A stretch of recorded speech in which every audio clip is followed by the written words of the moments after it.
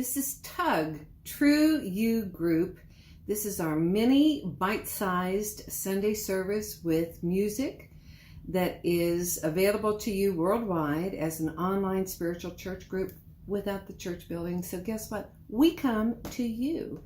And we come to you every Sunday, and every time you need us, you can just go back and look on the website and pull it up and get inspired and send it to your friends too, and share it with your friends. We have a lot of people who gather their friends and family around every Sunday. They get their coffee, they put their slippers up on a stool and just watch and enjoy. I also want to invite you and remind you, we have wonderful meditations by our own Susanna Cox.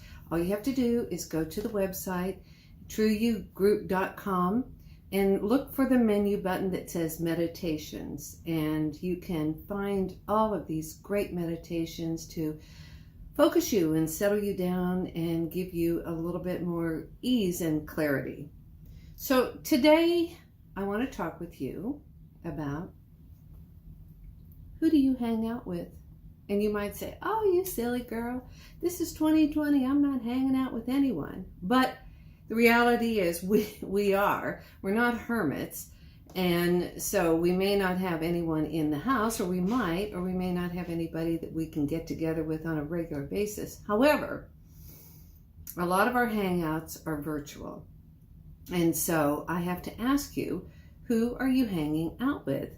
Because it is the old birds of a feather flock together, or as we like to say, it is the law of attraction, or put it a different way, we are both magnetic and contagious. So I want to invite you to think about what you're trying to get consensus on, because that's what happens when we're hanging out with people. And I had conversations with two different men who are friends. They're not even in the same city. This wasn't even anything about us having a conversation together. But each of them pointed out that we are always looking for biases toward our own beliefs and consensus. And that really is true. And, you know, if you are hanging out with people who are supporting you to be happy and loving and free and positive, that's great. But some of us are hanging out with people who bring us down, suck the life out of us, or just so negative. And Jim Rohn, who is a worldwide speaker, famously said that we are the combination and the culmination of the 5 people we spend the most time with. And it's because it has to do with the law of averages. And the people that we hang out with and the thoughts that we entertain on a daily basis are the things that are going to influence us in the aggregate. Now, we all want people to agree with us, and yet he goes on to say that good leaders also welcome different thoughts and criticism, not ugly, but criticism to point out things that they could be doing better because they want to improve. And when that happens, it's like a miracle. And A Course in Miracles says this: the definition of a miracle is simply seeing something differently. I want to tell you that we are being instructed in the Bible too, and it says, Proverbs 12:26, the righteous chooses their friends carefully, but the way of the wicked leads them astray. Think about that. And that is true. So as we come to the fringes of the end of 2020, most of us are thinking about ways we can do things differently and improve ourselves. And it may be the same old stuff that we've said every year, but it might be different too. But I want you to really think about the people you are interacting with on a continual basis. Do you come away feeling exhausted and depleted and like the life has been sucked out of you? Or do you feel enlivened and enervated and lifted up? I have another friend that I know, and she and I have been, we're about 300 miles away from each other, but we have been sharing all kinds of things. And, you know, she and I try to remind each other to focus on the good And I got to tell you, you know me, or if you don't, you will know me pretty soon, that I try to tell you the truth about things. And in reality, I wake up, I wake up happy, I am grateful, I am, I'm positive, but I have gotten trapped in this whole political thing, thinking about it, trying to figure it out, trying to share information. I might say, oh, it's just because I want to keep up with it. Well, maybe, maybe not, but it is addictive. And I realize that the more I focus on things, the more I feel them. And if they are things that feel frightening and like it's out of control, I found myself circling the drain. And I don't want to do that anymore. So I want to ask you, what is your situation? It could be a family situation that always causes drama. It could be a personal relationship, it could be friendships, it could be a work situation. And, my invitation to you is, how can you change that to make it something that would lift you up and make you better, make you feel better? And you might say, well, I'd love to, but I can't. I hate my job and I'm only doing it because of money, but I can't leave that job right now because blah, blah, blah, whatever. This situation with a family member, this situation with a friend or whatever it is not good, but I just can't do anything about it. And I want to call you out on that. Because we are deciders and we can, as Paul said in Philippians, I can do all things through Christ who strengthens me. We can. So let's just tell the truth about it, people, okay? We won't. Instead of, when you hear yourself saying, oh, I just can't do that, I want you to take a step back. I want you to take a deep breath and I want you to say, I won't do that. I won't leave that job. I won't get out of the situation. I won't stop talking to that friend who just sucks the life out of me. I won't, because what that does is it puts all the power back into you. And that is where the power resides. So what is it that you won't do? And then taking that a step further, why is it that you won't do that? Why not? And the reason is that we always get something out of our behavior and our decisions. And, we get a payoff of some kind. I've known people who love being a martyr. And then they complain, that this happened and that person did this and someone does that and whatever. And in asking them, well, why don't you get out of it? Or why don't you say something? Or why don't you whatever? And, oh, I can't do that. I just couldn't do that. It's like, no, you won't do that. And so what is the payoff?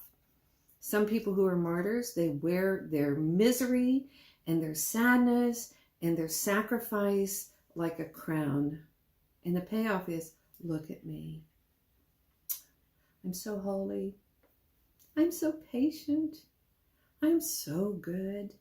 And the truth of the matter is we are holy and we are good, but we have to give ourselves permission to bring in the joy on a different level. In all honesty, it's better for us to tell the truth. It's much more empowering if we just tell the truth. I'm in this situation. I created the situation, even if you don't think you did, and you agreed to play your part.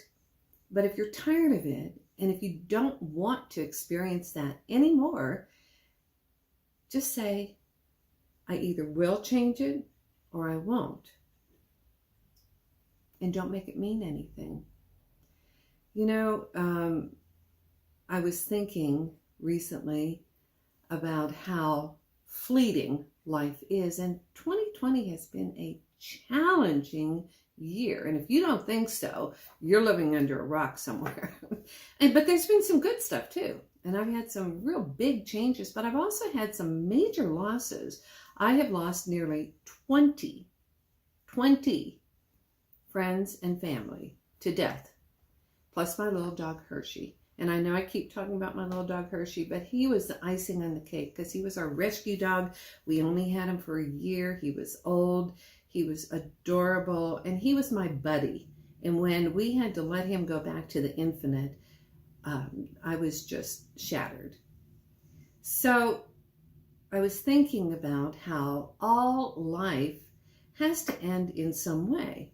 A job has to end, our school has to end, relationships have to end in some way or another. And yet, at the end of the day, there was only us and there was only love. So I want to bring in our own musicologist, who is Cindy Jordan. And Cindy freely gives these songs that she writes and produces, and sometimes she sings them herself, and sometimes other people sing them for her or with her. And this particular song is called At This Very Last Day, In This Very Last Day. And she wrote it to a friend who was dying. And it is a love song. And it is a song of appreciation. It is a song of gratitude. And it is a song of letting go. So sit back and let's bring Cindy in, shall we?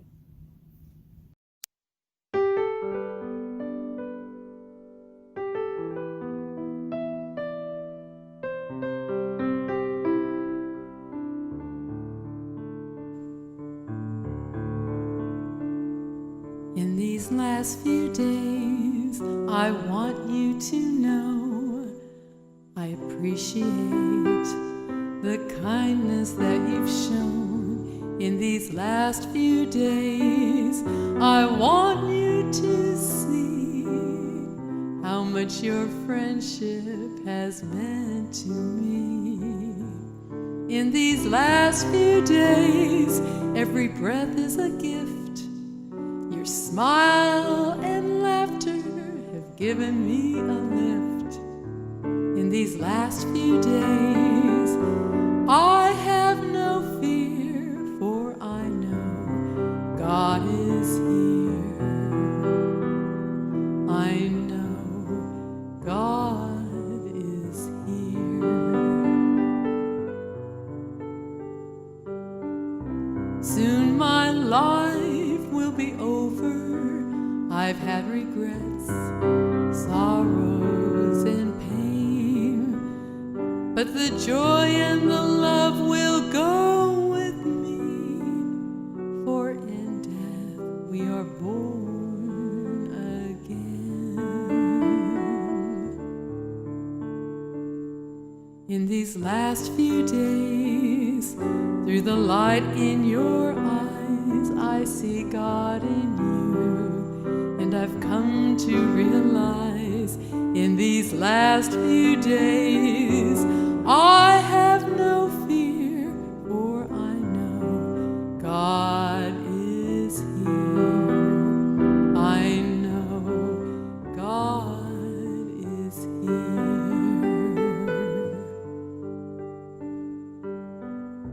Soon my life will be over.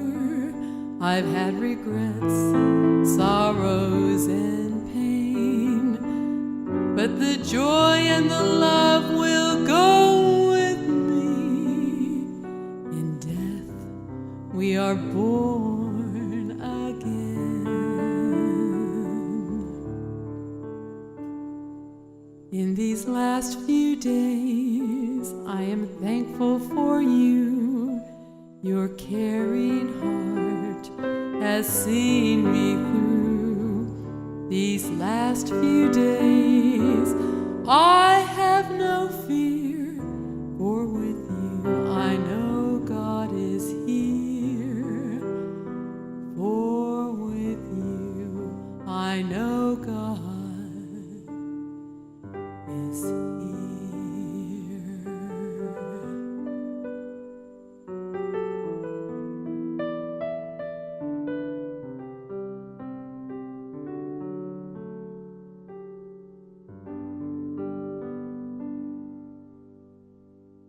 Wasn't that awesome? When I had all these losses this year, it was a really tough time for many of these. And it was so incomprehensible to me. It's like, how can I keep losing all these people in my life? And then I had to take it a step further in talking about virtual stuff. I had some situations where people who were supposed to be my friends on social media began to attack me. And so I thought, okay, what do? Do I attack back?